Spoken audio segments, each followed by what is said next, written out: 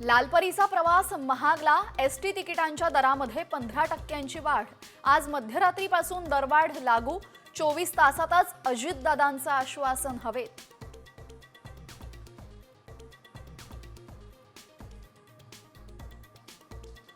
मुंबईकरांचा प्रवास महागला। रिक्षा टॅक्सीची 3 रुपयांची दरवाढ। 1 फेब्रुवारीपासून नवीन दरवाढ लागू।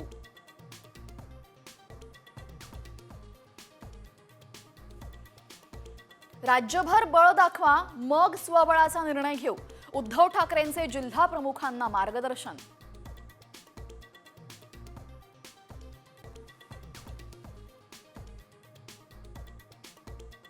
गुलियन बॅरेज सिंड्रोमनं टेन्शन वाढवलं। पुण्यातल्या रुग्णांची संख्या 67 वर तर 13 रुग्ण व्हेंटिलेटरवर। महापालिकेच्या दवाखान्यांमध्ये उपचारांची सोयच नाही।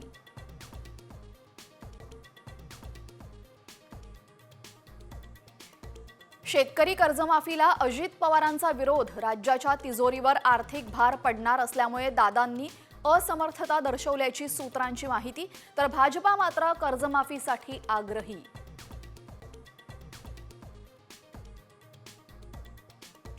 भंडारातल्या स्फोटकं बनवणाऱ्या कंपनीमध्ये स्फोट। 4 जणांचा मृत्यू। मृतांचा आकडा वाढण्याची शक्यता।